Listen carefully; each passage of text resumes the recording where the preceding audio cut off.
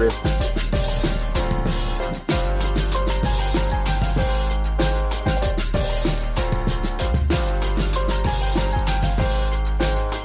Thank you, son. Thank you. I'm doing a LinkedIn podcast now.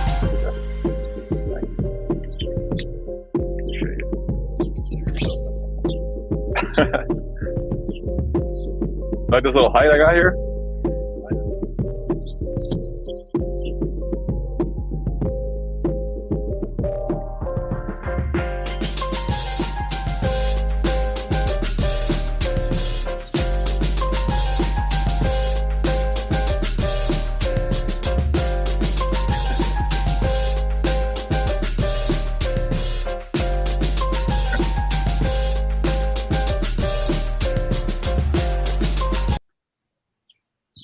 All right, we are live and hanging out in Southern California from different spots.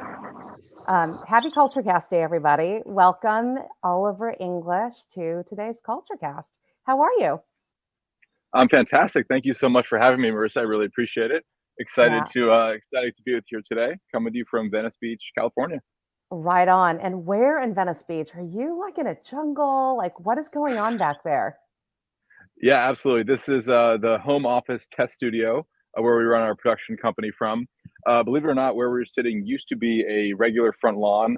And over the course of the past couple of years, we have transitioned it originally into a garden, and now it's more of a food forest.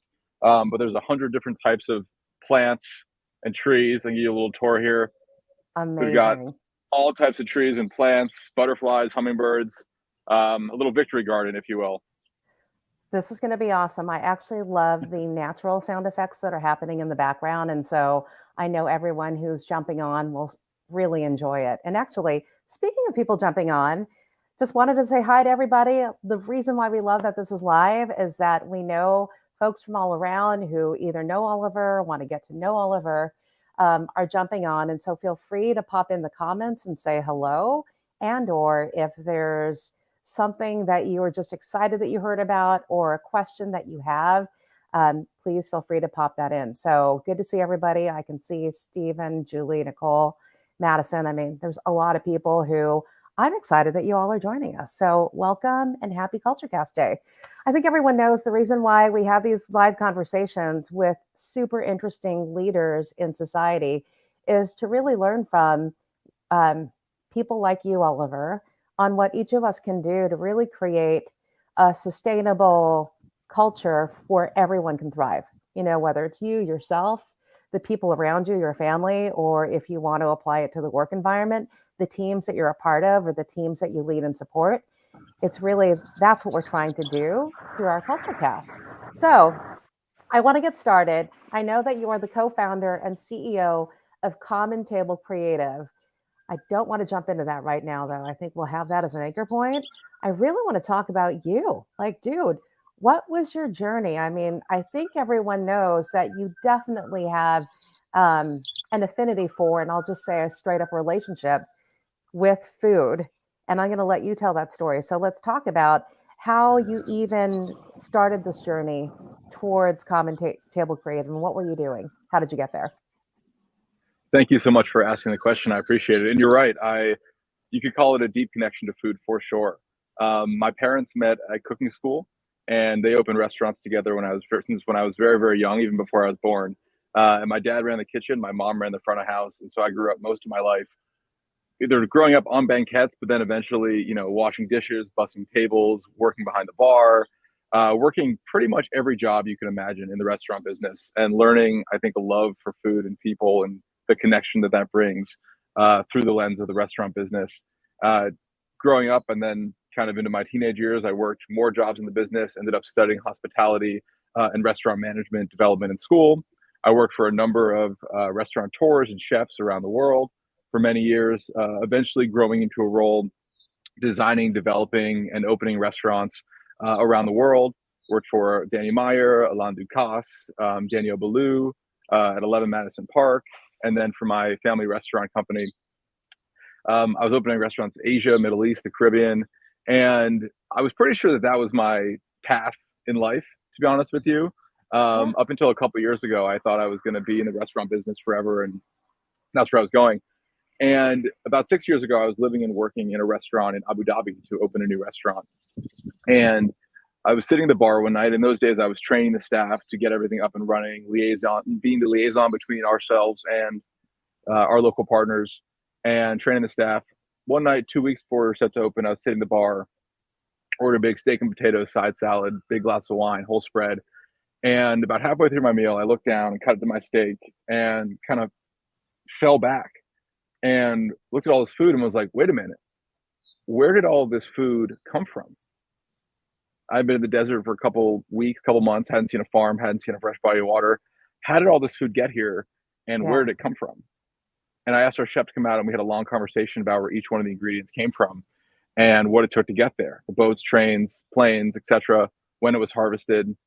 And I slowly started to realize the incredible environmental impact of this meal. Then I saw how much food was being wasted, etc. And I realized in this moment that despite having grown up in the restaurant business and having parents that are chef, etc., I never asked the question, where does food come from? I had never thought, honestly, that it may have a broader impact on the world around us. So I started reading everything I could, watching everything I could. And a couple months later, I was opening a restaurant in the Bahamas. I said, can you help me find a local farmer? And I ended up meeting this guy named Sakane who would change the trajectory of my life. Spent 3 hours with him. He had a love and passion and joy for food and farming.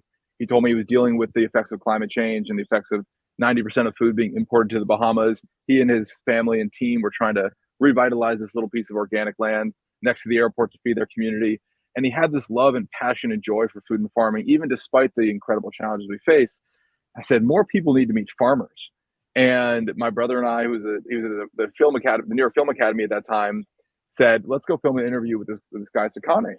And that was the beginning of what would become sort of an epic 6-year journey to work on a documentary that is about the future of food. And we started interviewing farmers that led to other experts related to the food system and sustainability, climate scientists, nutritionists, policy makers, educators, looking at with population growth and climate change and all these challenges we face. How do we feed and nourish humanity into the future? What are the healthiest diets? And how do we ensure that all folks have access to healthy food moving forward for everybody? And so we've been working on that project for 6 years. And in the process, we ended up starting a production company to focus on the future of food. All of these food companies, NGOs, and nonprofits we were filming with started asking us for help with short form videos. Wow. So we started a production company, Common Table Creative. We work with NGOs, food companies, and nonprofits around the world to share stories about the future of food. And this year, we're coming out with our first feature documentary about the future of food and laying out for humanity sort of a very optimistic, tangible path forward. That's amazing. Oh my gosh. I mean, thank you for the quick run up from being a child all the way up through sitting in your front jungle, your food jungle. But I'm really curious. You actually formally studied. So you studied in life because it was a family business and you learned your way through and lived your way through restaurants. But I think about being formally trained, I'll say that by chefs, your parents, as well, going to school in restaurant and hospitality management. And not once, I mean, this is a real question, not once did you all have a conversation in school about where food comes from or even the topic of sustainability? Do you remember any of that? You're exactly right, and I think Okay. that realization itself was what was so shocking. Okay. It was the realization that someone who was as intimately involved in the world as one could arguably be, there was a big missing component in education about the environmental impact of our food choices. And I think that realization was in particular shocking to me. Because I was like, if someone like me who grew up in this business and should be connected to it is connected to it, Yeah. we're missing this fundamental piece. What does that mean for the average person who didn't go to hospitality school or work in the restaurant business their whole life? And what I realized was that it wasn't necessarily the problem or issue or challenge of any one restaurant or any one chef. It was symbolic of a broader disconnection that it exists in our society with regards to how we are producing our goods, what it takes to produce them, whether we're talking about food or fashion or energy or anything. There's been a disconnection between our consumption and what it takes the earth to produce those materials for that consumption. And I think there's a shift happening now in awareness about what that means. But that was the realization that if we are so disconnected from food and we don't think about what happens when we order takeout or we get something from the grocery store or we go to the fast food place, when we're so disconnected from that and we don't realize that our consumption has an impact on the environment, Yeah. there's no amount of fast fashion that's going to offend us. There's no amount of airplane travel or diesel cars that are going to offend us. So I think it was the realization of a broader disconnection that is happening in society. There's starting to be a shift towards it, a different way Yeah. of thinking, and we're trying to help with that with the dog. But you are absolutely right, and the understanding and the learning and teachings are starting to change now. But it was that initial realization of like, there's a larger disconnection here than I originally could have thought. And I think that earth-shattering moment internally for me was Yeah. a wake-up call, and inspired me to Yeah. learn as much as I could about this. I think you are such a good example, and not to stereotype the generations that have entered the workforce and are really the biggest generation today in the workforce, which is, the millennials that represent, I want to say like 60% of the workforce today, if you look at all of the generations, and how purpose driven that, as millennials, they are. And instead of someone like you who is an entrepreneur and going out there and pursuing your passion, many millennials go inside of companies and try to figure out, how do I align my purpose and my passion to how I'm contributing to this company.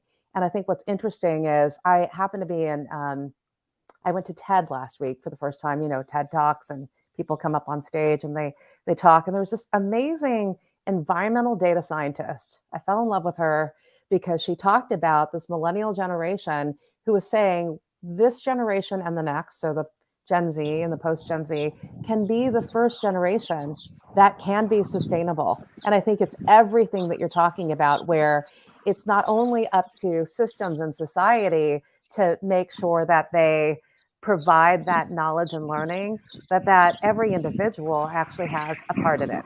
And so I thought, wow, interesting. I don't know if you've heard of her. You should look her up, Hannah Ritchie. Fascinating in that she takes all sorts of data from human data to environmental data, and has a way of just telling a story where it actually is palatable and relatable. And I think that's, in meeting you and getting to know you, you make this connection to food relatable. And so, I don't know what your thoughts are on that, if you've heard about Hannah, and what your thoughts are on this generation. Well, thank you for that comment. I appreciate that. I've not heard of Hannah yet, but she sounds like something I should absolutely look into. And with regards to the question about the generation, I feel the exact same way. I feel like the millennials and Gen Z, it is our opportunity right now to transform everything we do on this planet. And I think we are the first generation to realize and recognize that doing things differently is not a negative. Doing things differently, when we produce, create, make goods and services and we sell them, we can do that in a way that continues to degrade and destroy the planet with the way that we produce things and we make things and we distribute and we consume them and we get rid of them. Or we can source things in a way that regenerate. We can source things, whether it's food or fuel or clothes, in a way that regenerates and restores the natural ecosystems of this planet through the ways that we produce them, through agroforestry and regenerative agriculture and different ways of ecologically producing goods that we need for humanity. And I think our generation realized that we are at a tipping point. If we don't fundamentally shift the way that we do business, the way that we think about this idea of endless economic growth, we can have growth, but we have to do it in a way that is enhancing the ecosystems of nature through time. Otherwise, Yeah. we're going to run out of resources. And I think our generation is incredibly empowered. And whether they're starting their own company or they're going to work for a bigger company and they're bringing those ideas of sustainability and regeneration and circular economies to that new company, that's also incredibly valuable, because those companies have big reach and have big opportunities to create real impact. So I think it's the philosophical shift that's important, from degenerative to regenerative.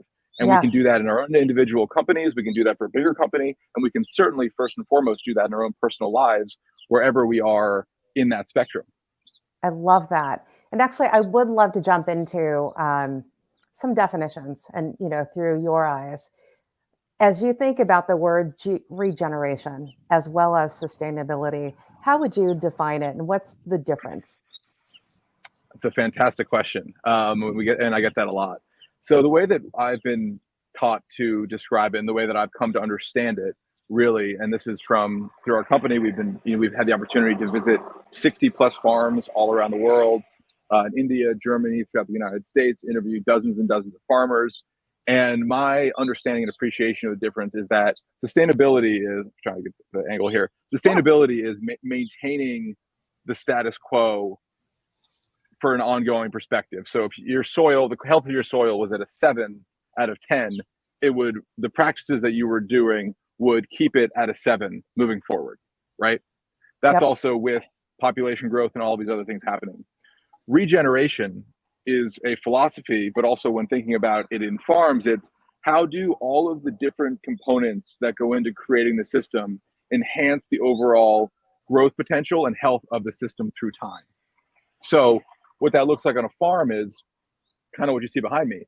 Yeah. How do the inclusion of healthy trees and multiple different types of plants, biodiversity, healthy soils, and animal integration, how does that system enhance the health of the whole system through time? So instead of, in the previous example, it was a 7 stays 7. Yeah. With this system that we create, it goes from a 7 to an 8 to a 9 through time. And with where we are on the planet right now, with the destruction of ecosystems that we already see with climate change, sustainability is not going to cut it. We cannot continue to sustain the little that we have. We need to create systems in nature, like what we're seeing behind me, but also Yeah. systems in companies. We need to think holistically about the entire company, not just profit, but the health of the employees, the mental health of the employees, how that company is making their goods, how is it being sourced. It's thinking about it as a whole system that grows in health through time versus stays the same. And like I said, we're at a place in humanity and the human experience where we cannot afford to be sustainable. We are at a place where we must move towards regeneration. And in so doing, we will create healthier ecosystems and healthier products in the process for us along the way. I love that. I love that there is a difference between sustainability, and you kind of hear that in the word. It's like maintenance, right? Like leave it exactly the same way you found it, or if you pick Mm-hmm. it up, make sure that you leave it exactly the same way you found it. And I hear you. I mean, I think with, I'll just say global warming, when people freak out over the weather, like this is unusual weather. And I always joke around, but not really. It's global warming, right? And so you think about Mm-hmm. just what is happening in the atmosphere and how the generations leading up to us have kind of treated the world, right? It's Totally. not a joke, but I think that's an example of you can't just continue to live life as is. I Totally. love the notion of regeneration in so many ways how you brought it up. I get it from the whole biodiversity and ecosystem of all things living, as I listen to you, and how do all of those combine together so that all can thrive and grow. I love that you brought that into, and I think this is why when I first met you, fully nerded out with you on like what that means to be regenerative inside a large company. And I love that you pulled in the fact that it's not only about, all right, a company is here to deliver a service, create a service and deliver it, or a product, that the company needs to think about their full ecosystem, starting with, you use the word humanity so many times already, but with people. And what is it that they're doing within the organization to ensure that it's not just about leaving it the way you found it, right? That actually the company is better because the people are better as a result of Mm-hmm. their experience in whatever it is that they're doing inside the company. And so Mm-hmm. I'm nerding with you as you talk about regeneration. And by the way, it feels like there's such an industry for that too, as it relates to preserving, and this is probably more superficial, but actually also from a health standpoint, there's a lot going down in Mexico in terms of these regenerative spas for, adults who are pro aging, right? And they want to Mm-hmm. make sure they're eating well and that well, what they eat and how they take care of their bodies through exercise or movement, regenerates them. Either they're, overcoming an illness, or they're just increasing quality of life while they age. So I just said a lot, but I want to bring it back to a point of the role that food plays in our own personal regeneration. Say more about that. Thank you so much for Yeah, bringing it up. And I think you're absolutely right. And I think also, back to the point of the millennials and Gen Z, I yeah. think we've seen our parents and grandparents struggle with health challenges. I think, not I think, but I know that America is going through one of the biggest periods of unhealth that the nation has ever seen, between obesity and diabetes. And I think we, as a generation and the one below us, sees that we want to do things differently. And in fact, we need to do things differently. And health is not about doing whatever you want for your entire life, eating processed food that's intentionally inexpensive, kind of thrown Yeah, upon you, and then taking a pill when you get older. No, health is about the long-term preventative maintenance, the positive preventative maintenance of your body through time. And in that, I think there is a deep, deep connection between the healthiest, most nutrient dense food and the hmm, healthiest, most sustainable types of farms.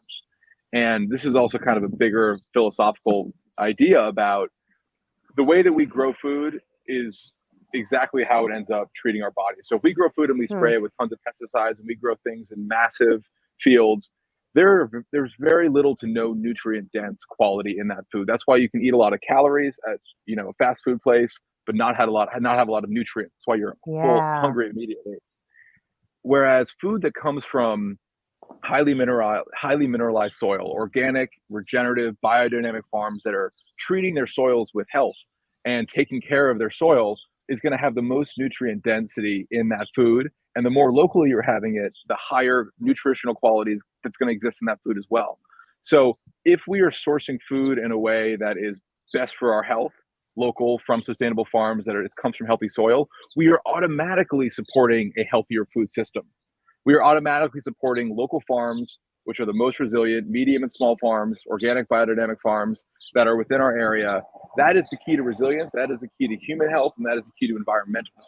And those things are all very, very connected. So it's about taking a holistic approach to the way that we want to live into the future.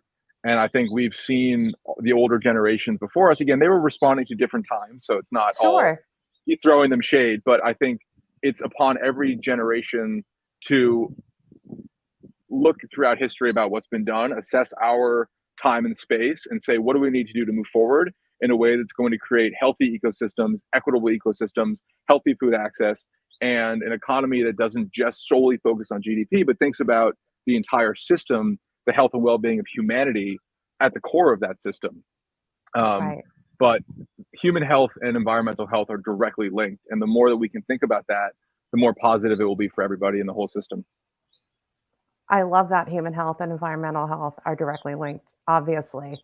I think, when I hear you talk about if you eat locally or organically raised food, how can people find that? I can think off the top of my head, I'll go to the farmers market, that normally happens in certain communities or in most communities. How else can people find if they're new, right? And noob to actually now thinking about food differently, where can they find locally grown or, biodynamic, organically grown food? Absolutely. And I will say also the one caveat here is that, and this comes up a lot, is that the organic food from the farmers market is oftentimes a little bit more expensive than the Yeah, counterpart at the grocery store. And I do want to acknowledge that.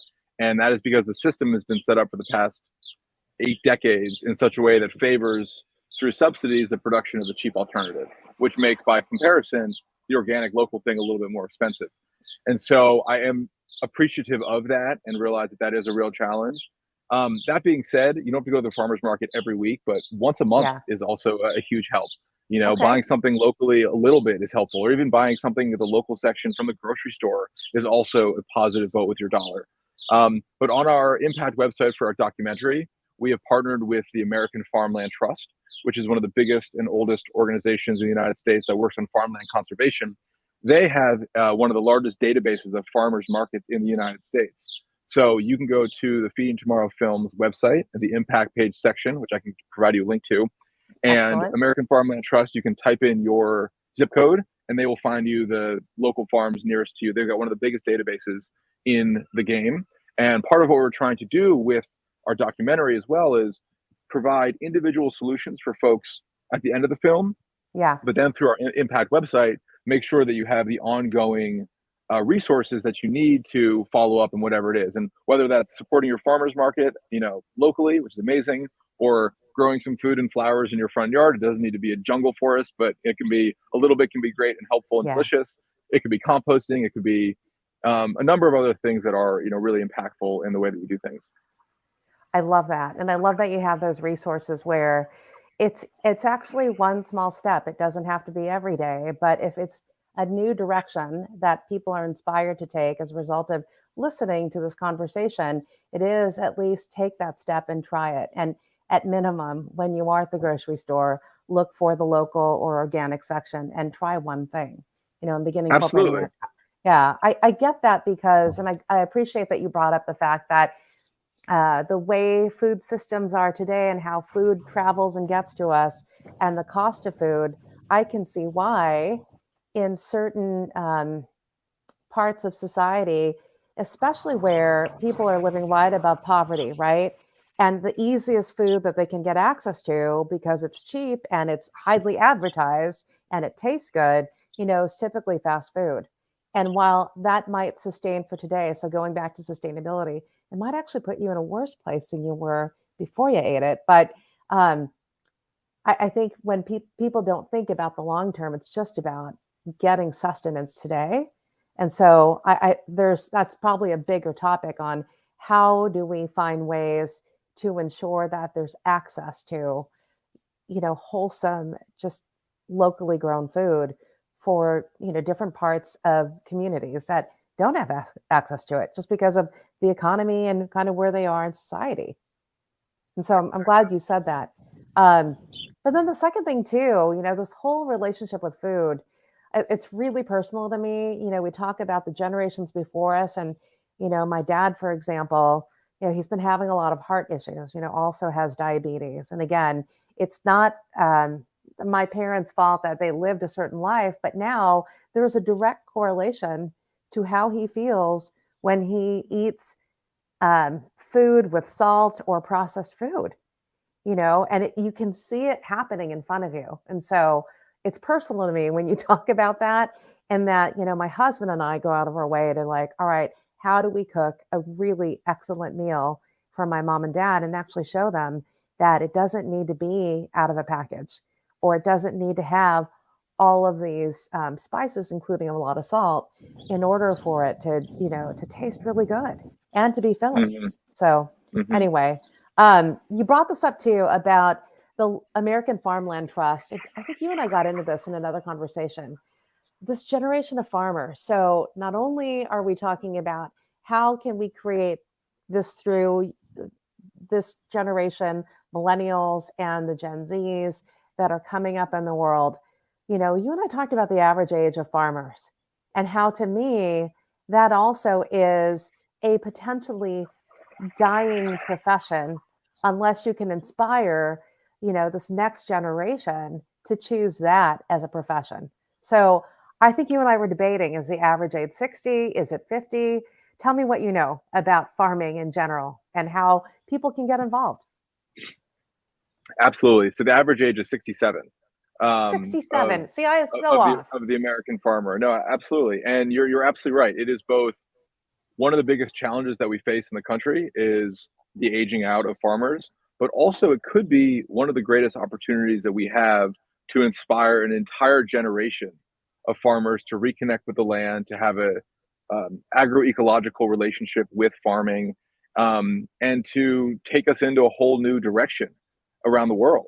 And I think one thing we've been really trying to do with our filmmaking is to highlight and celebrate farmers as some of the most incredibly inspiring um, stewards of our land and people in our Yeah. country. I think for a long time, many, many years ago, everyone would know the farmer in the village, right? I don't know exactly how many years ago, but a long time.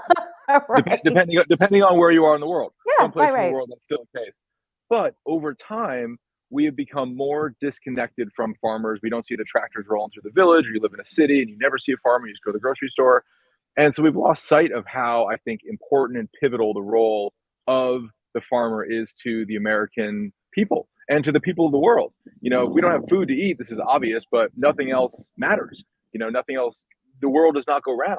And Yeah. so I think if we can, as a culture and as a society, appreciate how important farmers are, I think we can Yeah. incentivize more people to go into the profession. Also, politically, we need to, at the local level and also at the federal level, we need to incentivize and provide farmers with resources to do that. One of the biggest issues right now is young farmers can't get access to land. And so we need to, through the federal government, through the farm bill, through local governments, we need to have carrots. Literally, we Yeah. need to I love reward it. young farmers for getting out to land. We need to give existing farmers, tax breaks or whatever the mechanism is to incentivize young people to get out there. And young people, we do know this, compared to the older folks, are more inclined to be sort of go in that agroecological direction. They've got young Yeah. families, they're out there. They want their kid to be able to walk out to the field and have a strawberry and not Yeah. have to worry about the toxic poison of their grandfather. So I think if we can, both from the top down, incentivize young people to go into agriculture and for it to be cool and rewarded, and also from the bottom up, culturally, we can as a society agree that these people are incredible stewards of our planet. They're on the front lines of dealing with climate change. They are taking care of the land. They're providing us healthy food.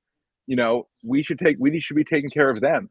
And if we can elevate the role of the farmer in American society, which I believe it absolutely deserves to Yeah. be, and I've met amazing farmers around the world, we can incentivize the next generation of American farmers, people from all backgrounds, all around the country, taking up this cause. But the farmers and the consumers have to do it together. It doesn't Yeah. work without one or the other group. Yeah, I totally hear you. And it's not only it's farmers, consumers, but it's also, um, I'll say, good citizens around the world who actually acknowledge that as a pathway to growth. I think about this next generation coming up, and one thing that I'm just so passionate about is all around how do you help elevate this emerging middle class that still needs somehow a step up, right? And I think now more than ever, post pandemic, it might even be harder with the way the world is changing as it relates to jobs because of technology, et cetera, and the skills that you need. And it feels like there could be a movement here on how do you give access to the right kind of, I'll just call it education or hands on education, as well as resources like grants and access to land and money to start your farm for this next generation. Like I think it's a easy choice for someone who I'll just say is hasn't figured out what they want to do from a career standpoint yet, or someone who's unskilled and actually wants to take a step up in their life. And so you just made me think about that. That's interesting. And no, and also that could help us. There's been a Yeah. huge hollowing out of rural America because farms have gotten bigger and fewer at the same time. And so a lot of the people who used to live out in rural parts of the country have moved to the cities. That's also, I think, helped contribute to the political divide that exists. You just have Yeah. more people, people living more increasingly isolated. And a lot of our societal problems and also opportunities, I think, can be tied back to the way we grow food, the way we think about growing food, and the direct and indirect impacts that has had on the country more broadly. But I totally agree with you that the revival and regeneration and rethinking of our food system must be intertwined with and coupled with the growth and prosperity of the nation of Americans. And we should incentivize people to get back onto the land to connect. Even with remote working, they can still have a side job. Whatever it is, zooming here and there. But there is, I think, going to be a big wave of people moving back to the land and just connecting to nature too. I think that's another thing we've Yeah. become increasingly disconnected from the natural world in our. I do it too. You're scrolling, and you're like, Yeah. no, I just need to go out sit in the garden. And I think the more that we can connect people back to food, people can go spend time on farms. It's a pretty magical place to be when you can spend some time on a farm talking with a farmer, and that's something that we hope to help inspire in big ways, but also in small ways with the front garden and that kind of thing. Yeah, I think you're onto something. I mean, the fact that you have your own food jungle, in your home and at your business, I think there is a new kind of, and then just forgive me, this is just a bad analogy, but I'm going to say it anyway. Like, there's a new kind of Disneyland that can be created that actually is a living, working, hands-on experience where people can learn how to do that. And so, Hmm. that's like a note that I am taking. Like, how do we do that? I think We Yesenia. Yeah, go ahead. No, just one final note Yeah. on this one final note on that. It is a Disneyland, and during the over the course of the past 3 years, I should say, our Okay. team worked to build a regenerative school farm at a public middle school in Santa Monica. And we were super inspired by the film. All these experts across the fields told us the best way to connect kids to food and farming is to obviously get them out and actually have them have that tangible experience. So we built a quarter-acre regenerative school farm, and we hired a farmer. And every kid that goes to this public middle school in Santa Monica is out on the farm once or twice a week.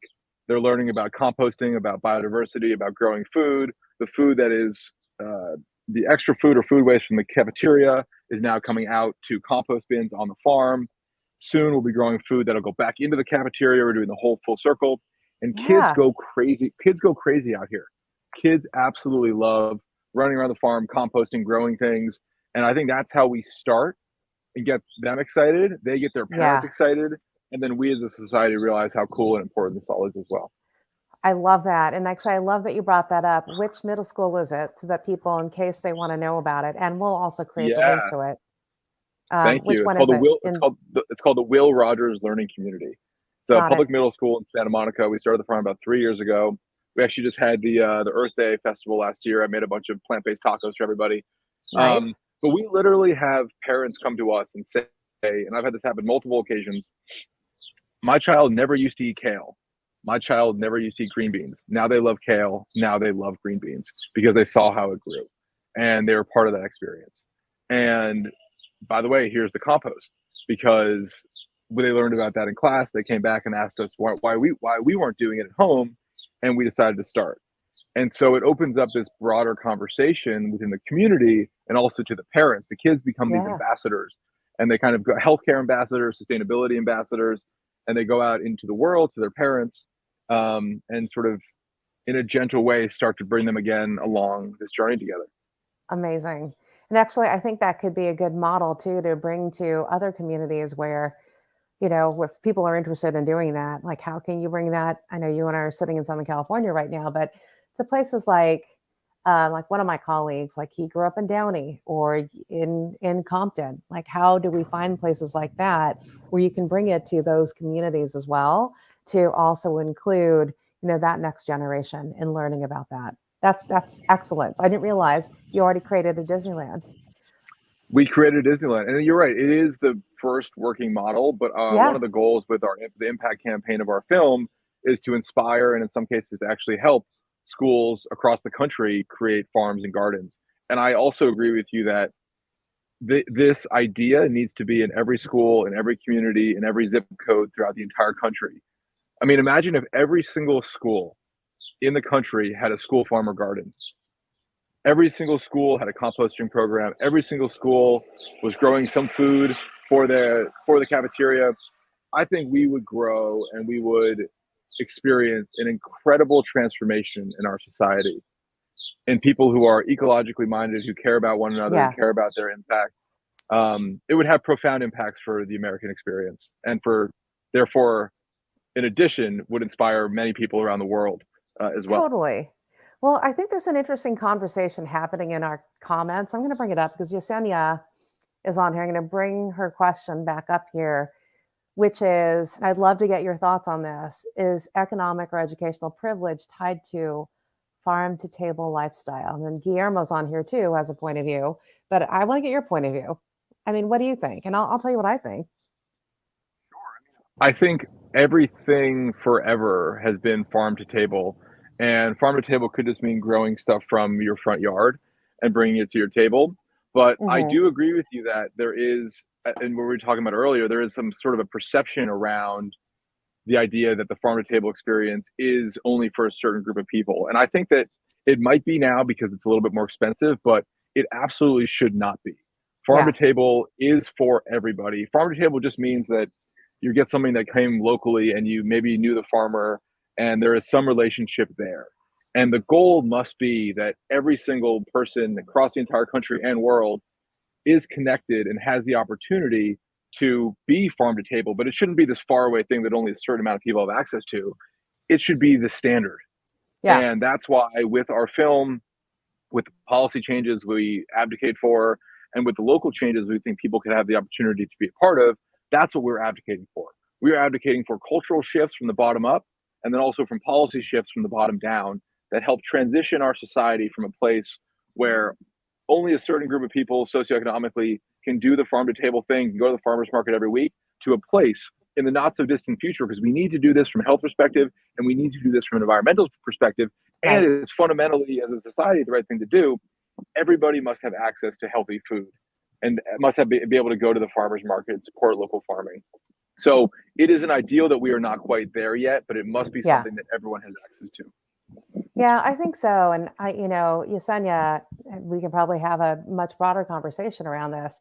I just think about personally, economic or educational privilege tied to farm to table lifestyle. I mean, I think about growing up in LA and a product of the LA Unified School District, so public education. My parents were immigrants and we didn't have a whole lot of money growing up.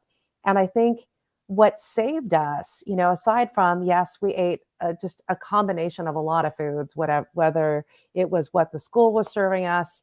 One thing that I do remember growing up is that, my parents really valued the ability to cook and have a meal together as a family. And then growing up to like these potlucks, we would eat the most interesting food. May not be exactly from a farm, but it certainly wasn't purchased in a package and put on a table. And so I think about it's just being conscious about, I would say, even cooking your food. I don't even think that we had organic food growing up. However, we had a lot of home cooked food because that was just a way of kind of making your dollar stretch, as a family. So I think today, unfortunately, it feels like because farmers markets and buying organic also comes with a premium, it doesn't necessarily have to be that way. And so I think, Charlie's on here. By the way, Charlie, good to see you, dude, on this call. But now he has a question for you, Oliver, on how we get our government to incent the right kind of farming. I know you talked about that. Thank you, Charlie, for Yeah. bringing that up. So this is actually a very poignant time because this year the federal farm bill is coming up. And for those of you who are not fully aware, the federal farm bill is the biggest piece of legislation in the entire country that deals with farming and food assistance programs. It is really a combination of the federal farm subsidies that the US government supports farmers with, via direct subsidies and also insurance. And also it has to do directly with food access, EBT, food stamps, all of the various food assistance programs that exist. It's all combined into one piece of legislation. Right now, and every 5 years it is up for renegotiation. It's often one of the only bipartisan things people agree on. It's heavily influenced by special interest, is probably not surprising. But right now, there is a big program and a big effort to positively influence the 2023 Farm Bill in support of regenerative agriculture. And I think that's one of the most important things we can do right now. We've partnered with a group called Regenerate America, who are some of our friends from a sister organization called Kiss the Ground. And they are doing some amazing work right now at the federal level to help influence the transition and the support of more US dollars to regenerative agriculture. And so on the Feeding Tomorrow Films website, through the impact page, we also have the opportunity to support their work at the federal level.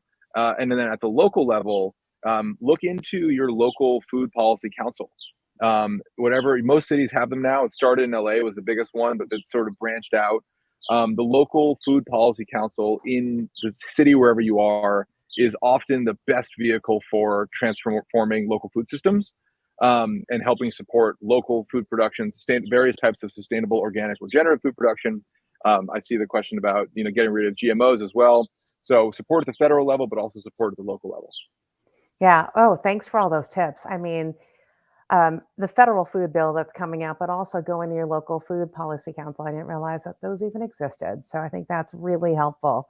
And I think another piece too, especially I see a few of you on here who have worked or who currently work in large companies that are food related. I'll just say that, and I know you and I talked about this in a conversation, Oliver, is that this huge commitment to ESG, it's kind of a big deal with large, especially public facing companies where there are shareholders, and now ESG, which is an acronym for environmental, social, and governance. Like, what are companies doing not only to put their product and service out in the world, but how are they taking care of the environment? How are they reversing their full on carbon footprint? And at the same time, investing socially in their communities and in their people. So I think that's a way too to get involved, with your kind of surroundings with you. And if you don't know about ESG, I mean, everyone's starting to publish their reports. I think it's fascinating to pick them up and see what is it that these companies are actually doing. What is their true action around this, and how can you get involved? Absolutely right. And this is better than most. Yeah. We need companies to be part of the solution. Yes. We are all in this together. And in yesteryears, it was the big bad companies doing the bad things, and the environmentalists would yell at them. And there's certainly a lot of companies who are not doing great things, but there's a lot of companies who are doing really great things, and we need strategic, thoughtful, loving partnerships where we say, hey, you guys are going to go do what you're going to do in the world, but companies realize that you also have a responsibility to do right by the people and the planet, and you're not going to be in business very long if you don't. And the good thing about the great awareness amongst millennials and Gen Z is they're not going to put up with and support a company who is greenwashing. They're not going to put up with and support a company that is destroying, natural ecosystems and growing and using palm oil in their products. It's not going to cut it anymore. And that is the beauty of companies thinking about this idea of regeneration. It's not just the right thing to do, but it is the way that we move forward. If you are sourcing your products and creating products, whether it's food or fashion or whatever, in a way that regenerates and restores the earth, and you're taking care of your employees and people are buying your goods, that's a beautiful situation where everybody wins. And I think companies of the future are the ones that realize and appreciate and execute on the fact that they have a pivotal role to play in the future of sustainability. And it's not only the right thing to do, it is the only way forward. Yeah, I agree. And actually, it's these companies can only survive and sustain and actually regenerate themselves if they are embracing this next generation that's coming into the workforce right now and aligning with, purpose-driven human beings who want to be doing the right things. I know we're going to be coming up at the top of the hour in about 10 minutes or so. I want to make sure we talk about your film. So when I ran into you, we were at South by Southwest, and you've already referenced, your film. Let's talk about, like, where can people see the film, and tell me about what your experience has been so far and the reaction as you've done these screenings. So the past 6 to 8 months have been incredibly exciting and exhilarating. It's taken us 6 years to produce and create the film. During that time, we also did a bunch of shorter form projects for our company as well. But the flagship has taken quite some time and has been deeply enjoyable, deeply humbling, and I'm very proud of what we ultimately came to bring to the world. And we've met so many inspiring leaders across the country from different backgrounds, different stripes, in different industries, but all connected to food somehow. And I think sharing the stories of these innovators is something that over the years has been incredibly positive and inspiring for me and for our team. And so we've been doing, for the past 8 months, we've been doing film festivals and doing screenings at top environmental conferences around the world. We won the award for the best environmental doc at the Los Angeles Documentary Film Festival. We did screenings at COP27 in Egypt. We did screenings during Sundance, during South by Southwest. In May, which is not actually on Monday, we were going to the Bahamas International Film Festival and then the Riviera International Film Festival in Italy for the European premiere. So we are rocking and rolling, and I can't speak yet I can't give away exactly our final distribution yet. We will have that. I'll be able to confirm that in the next month or so. I would welcome people to send in their email if they want to learn about when we can give that information away. I'll have more information definitive information in the next 1 or 2 months. I've been told not to disclose anything yet. Nice. But if you are interested in seeing the film, please share your email with us or through the chat or whatever it is, and I will make sure to keep you up to date. You can also follow Feeding Tomorrow on Instagram or my own personal Instagram, Oliver English, and I'll have a lot of updates there about the release of the film. But it has been very exciting. And what I'm most excited about is every time we do a screening, we have hour-long Q&As, and people want to know what they can do to be part of a more sustainable future. And it is becoming a vehicle to have broader conversations about the role that each one of us can play in creating a healthier, more sustainable world. First and foremost, through thinking about our food choices differently, but then that sort of naturally extending into a broader curiosity about the positive role that we can play in the world. But the film is called Feeding Tomorrow, and I will be very excited to share more with you moving forward. Maybe if you send I can drop the a link to the trailer maybe in the chat, and Yeah. folks can watch that. But follow the Instagram for more updates, and I hope to have more updates soon. But I'm very excited about it, and I would just say it's a very positive, actionable look at the future of food.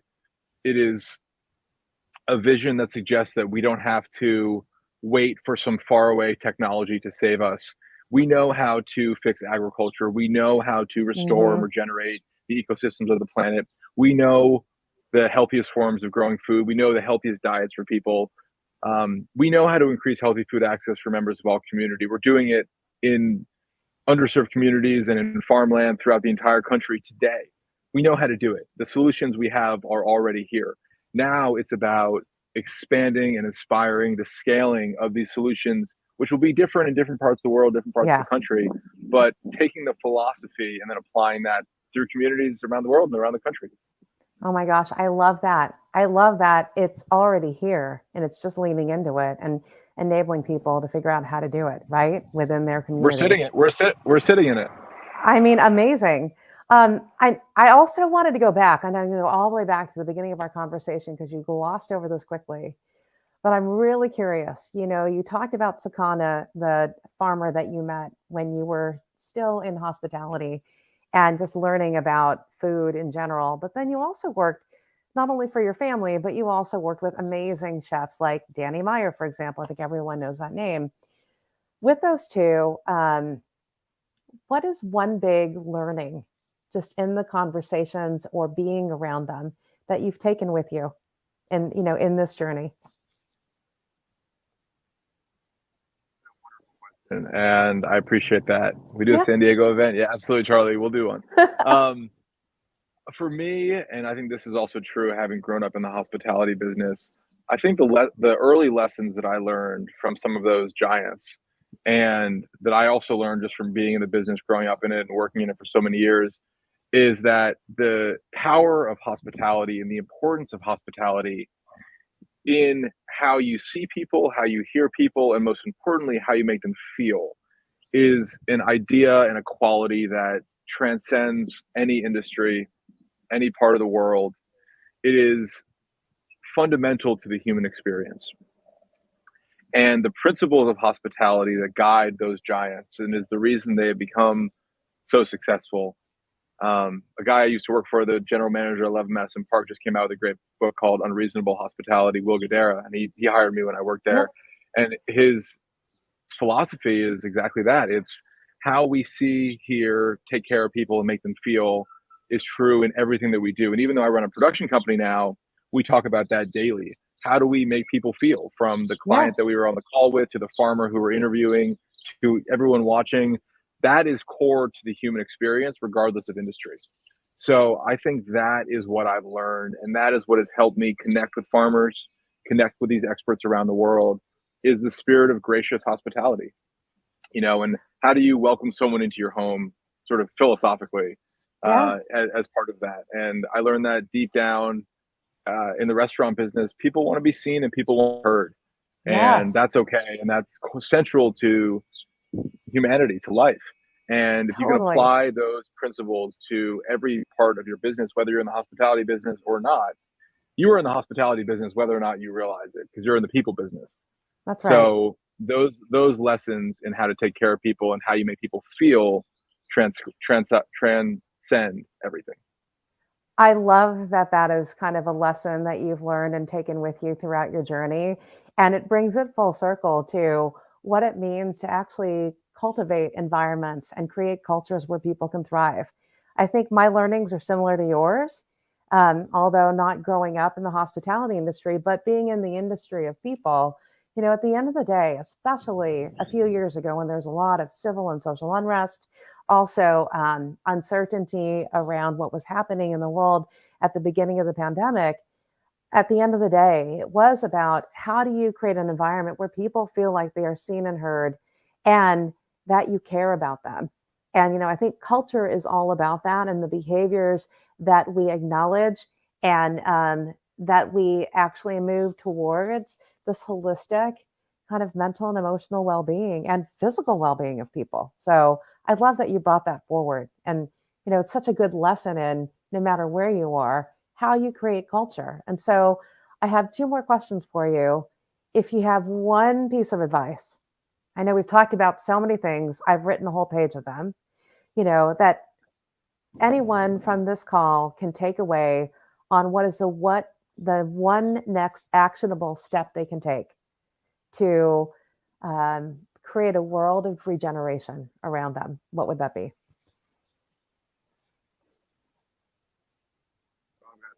A couple, but I'll keep it simple. Yeah. Um, you know, for me, I think it is connect at a high philosophical level. It's about connecting back to the natural world and our relationship with it. And I think two of the best ways to do that, or three of the best ways to do that. The first being connect with your local farmer. If you can, go to the farmer's market and talk to a farmer. Um, Establish a relationship. You know, none of us, very few of us see farmers anymore in our life, and they're honestly usually super warm and friendly and want to talk to you. And don't be embarrassed to go and have a conversation with them. Um, in your own way, plant some food or flowers. It doesn't need to be a jungle like we're looking at behind me, Yeah. but if you've got a small piece of land, go to the grocery store or go to the store and see what local native flowers are good for butterflies and plant a pollinator flower. It doesn't need to be a crazy over the top thing, but planting some pollinators can be a huge difference. You can start a compost bin. Depending on where you are in the country, it's a huge step towards the way forward. But above all, I would see yourself as an agent of change. We are all agents of change, and one of these small steps leads to bigger steps. And it doesn't need to be everyone. It's not about everyone becoming a hardcore, vegan in their front yard, growing everything Yeah. tomorrow. It's about more people slowly doing a little bit better, or chipping away at it, or making small steps here and there along their own journey that feel good to them. And I think connecting back to our food source is a really powerful way to start that journey. Yeah, I think it's a pretty direct way because everyone eats or needs to eat. And I love that everyone is a change agent. Those are such great, amazing, easy things that people can explore and take a next step on. And then one more question. I always love to hit pop culture, although you've kind of already talked about it. Um, but like, what are you listening to these days, or what are you wearing, or what are you watching? Oh my God, all of the things. Listening to. I love podcasts. I listen to a lot of like what's going on in the world podcast. I listen to the Daily, the Economist, sometimes Vox, CultureCast, obviously, New York Times. A lot of just like what's going on in the world, which is a combination of geopolitical stuff. A lot of it has to do with climate and farming. If you kind of read one or two Yeah. levels down. I was watching The Diplomat for a little bit, but because I thought that was gonna be my cup of tea, not my favorite. I'm finally watching Succession, which I know I'm Oh, very late to the wow. game on. It's Dude, it's the embarrassing to say. last final season. I know I've been on a strong binge getting back into it. Um, so it's embarrassing. It's embarrassing to say. I know I'm very late to the train there. Um, and then always reading a number of sort of like food and sustainability books, that kind of thing. And yeah, um, I love it. what am I wearing? Yeah, I try to do as much upcycled stuff as possible. This what is this from? Buck Mason, which is a local California brand. Yeah. Um, Wearing my Pangaya sneakers, which is a cool sustainability brand that uses regenerative materials, and then also wearing some Allbirds socks, which is a group we work with. Both Allbirds and Pangaya are two examples of sustainable Amazing. fashion companies who are thinking about important materials innovation, who are thinking about regenerative sourcing. and are, I think, examples of companies that are for-profit companies making money in the world, but also take care of their employees and also really are Yes. conscientious about their materials and what goes into their products.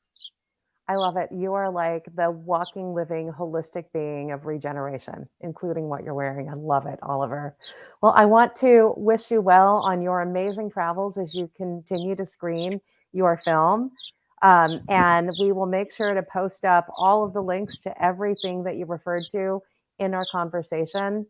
And, I hope that we will see you again at some point, during our CultureCast or at one of your screenings when you're able to announce it. Please, if you'd like to learn more, we'll provide the links for you, but maybe you can send in your email or whatever, however, Marissa, you think is a good way to do that. I'd love to keep you up to date with what's going on with the film. Follow, again, Feeding Tomorrow or Oliver English, and I've got a lot of updates on there. But thank you again, Marissa, for this incredible conversation. Thank you all for your comments and questions. They were really enlightening and inspiring, and I appreciate them deeply. Well, we appreciate you, Oliver, and thank you everyone for joining us in this hour. Our next CultureCast Live is actually next week with our next guest, Jason Cochran, who is the CEO of American West Restaurants, which is the third largest Pizza Hut franchisee in the United States, and a dear friend. And so hopefully we will see you then. And Oliver, we will see you all around the world. Thank you, everybody. See you later. Thank you so much. Bye.